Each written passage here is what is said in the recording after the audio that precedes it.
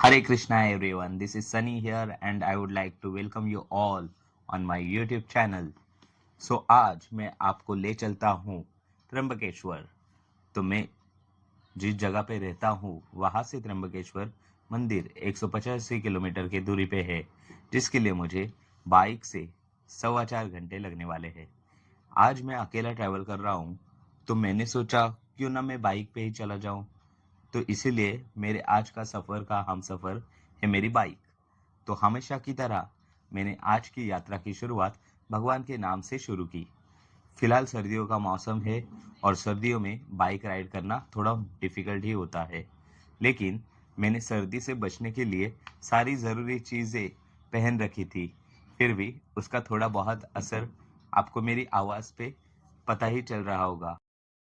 तो फाइनली मैं त्र्यंबकेश्वर पहुंच गया और सैटरडे होने के कारण मुझे पता था कि आज मंदिर में भीड़ होगी, तो इसीलिए मैं आज डोनेशन दर्शन लेना चाहता हूं ताकि मुझे जल्दी से दर्शन मिल जाए। तो डोनेशन दर्शन के लिए पेमेंट यहाँ पे करना है, जिसके लिए मुझे और एक लाइन लगानी थी। तो ये है मंदिर का उत्तर महाद्वार। यहाँ से सब भाविक दर्शन के लिए जा रहे हैं, तो अभी मैं भी जा रहा हूँ मंदिर में दर्शन करने के लिए। तो हमें जो पास मिला है तो इसकी लाइन यहाँ से है। अभी ये भी लगभग अच्छी खासी लंबी लाइन है, तो देखते हैं कितना टाइम लगता है लाइन में खड़े रहने से। फ़िलहाल बजे है 1:45, 1:45 बजे है दोपहर के। पहली बारी जब भी मैं यहाँ पर आया था, आई गेस थर्सडे था तभी, तो नॉर्मल लाइन में लगने के बाद भी मुझे 4 घंटे लगे थे। और आज का फ़िलहाल माहौल देखने के बाद तो ऐसे लग रहा है कि ये लगभग यहाँ पर लगेगा कि मतलब लगभग 5 से 6 घंटे तो आराम से लगेंगे ही लगेंगे। तो चलो हम लाइन में जुड़ जाते हैं। लाइन यहाँ पर फिनिश हो रही है, तो हम इनके पीछे लग रहे हैं। हर हर महादेव, हर हर महादेव। चलो नहीं चलो। तो अभी हम फाइनली इट्स 1:50, 1:50 हो गए, तो अभी हम लाइन में जुड़ गए हैं। तो देखते हैं कितना टाइम लगता है, देखते हैं। तो यहाँ पर आप भीड़ देख के समझ ही जाओगे कि कितनी भीड़ है यहाँ पर। हमें लगभग 1.5 घंटा हुआ है लाइन में खड़े रहने के बाद, और ये सब भक्तगण श्रद्धालु यहाँ पर है।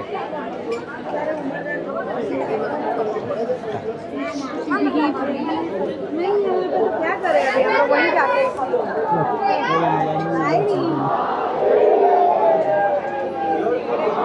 तो जैसे मैंने आपको कहा था कि यहाँ पर मुझे पता था कि 5 से 6 घंटे आराम से लगेंगे। मैं मेंटली प्रिपेयर होके आया था उस चीज़ के लिए। और फाइनली अभी टेंपल प्रीमाइस में हमने एंटर किया है और 1.5 घंटा ऑलरेडी हो चुका है। अभी आगे जाके पता नहीं कि कितना टाइम लगेगा। तो लगभग 1.5 घंटे के बाद हम लोग टेंपल में एंट्री हैं और आगे कितना टाइम लगता है। फ़िलहाल ये है सिचुएशन त्र्यंबकेश्वर मंदिर की, और मेरे हिसाब से आराम से 3-4 घंटा और लगना चाहिए, क्योंकि लगेगा भी। तो भोलेनाथ जी चाहते हैं कि हम उनके नज़रों के सामने ज़्यादा टाइम खड़े रहे, इसलिए शायद यहाँ पर टाइम लग रहा है और वह हमें ज़्यादा वक्त अपने पास रखना चाह रहे हैं, इसलिए लाइन में इतना टाइम लग रहा है। तो हरि बोल, महादेव जी की कृपा है, हमें उनके साथ इतना समय और बिताने के लिए टाइम मिल रहा है। हर हर महादेव, हरि बोल। तो मेरा दर्शन हो चुका है मैं समझ रहा था कि लगभग 5-6 घंटे जाएंगे सैटरडे होने के कारण, बट मैंने वीआईपी पास लिया था जिसके लिए मुझे 200 रुपीज़ पे करने पड़े, और फिर उसकी वजह से मुझे 3 घंटा ही लगा दर्शन लेने के लिए। तो अभी मैं दर्शन लेके बाहर आ चुका हूँ। ये कुछ टेम्पल के बाहर का नज़ारा इस तरह से है। अनफॉर्चुनेटली इस साइड का यहाँ पर इन्होंने बंद करके रखा है। त्र्यंबकेश्वर एक पुराना हिंदू तीर्थस्थल है जो गोदावरी नदी के उगम स्थान पर है। त्र्यंबकेश्वर 12 ज्योतिर्लिंगों में से एक है। इस ज्योतिर्लिंग की खास बात यह है कि इस मंदिर का शिवलिंग 3 मुख वाला है, जिसमें ब्रह्मा, विष्णु, शिव है। त्र्यंबकेश्वर एकमात्र ऐसा ज्योतिर्लिंग है जहां लिंगम फर्श पर एक गड्ढे में स्थित है, न कि ऊपर की ओर निकला हुआ। गर्भगृह में त्रिलिंगम की पूजा सामान्य तरीके से अभिषेक से नहीं की जाती है। यहाँ सिर्फ ओखली का निचला हिस्सा ही है जो एक गड्ढा है जिसमें तीनों लिंग स्थित है। शिव के लिंग पर प्राकृतिक जल की एक निरंतर धारा बहती रहती है। अभी का त्र्यंबकेश्वर मंदिर तीसरे पेशवा बालाजी बाजीराव ने पुरानी मंदिर की जगह बनवाया था। मंदिरों के चारों तरफ प्रवेश द्वार है, यानी पूरब, पश्चिम, दक्षिण और उत्तर। आध्यात्मिक सोच के अनुसार पूरब दिशा शुरुआत, पश्चिम परिपक्वता, दक्षिण पूर्णता और उत्तर दिशा रहस्य का प्रतीक है। यहाँ पर रोजाना 3 बार पूजा होती है।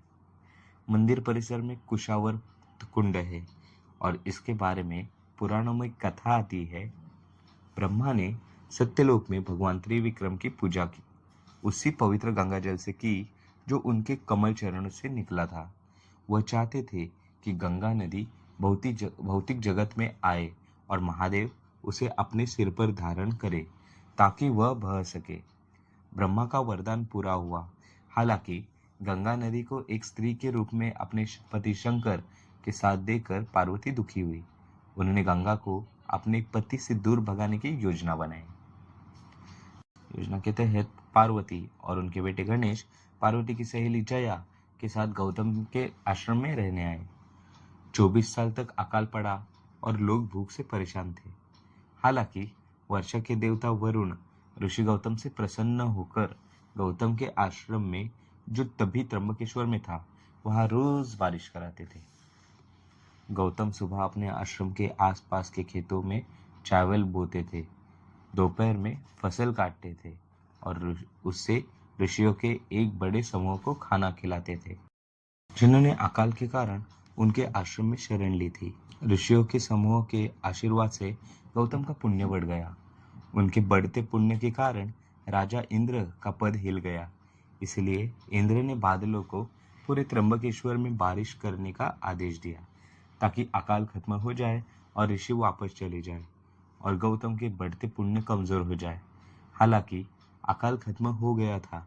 गौतम ने ऋषियों से रुकने का आग्रह किया और उन्होंने उन्हें खाना खिलाते रहे और पुण्य कमाते रहे। लेकिन एक बार उन्होंने धान के खेत में एक गाय को चरते देखा और उसे दर्भ मतलब नुकीली घास फेंककर भगा दिया।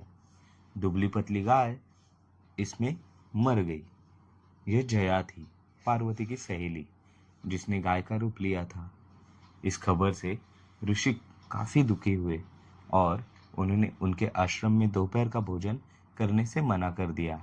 गौतम ने ऋषियों से इस पाप से मुक्ति का रास्ता दिखाने का अनुरोध किया।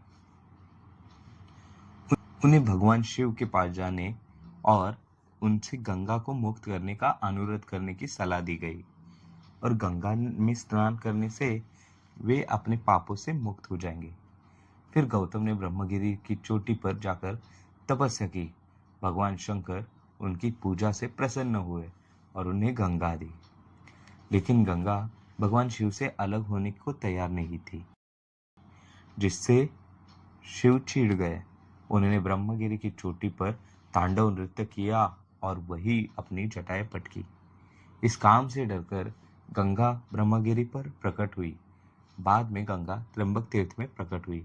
गौतम ने उनकी स्तुति की, लेकिन वह कभी कभी पहाड़ पर अलग अलग जगहों पर प्रकट होती और गुस्से में गायब हो जाती।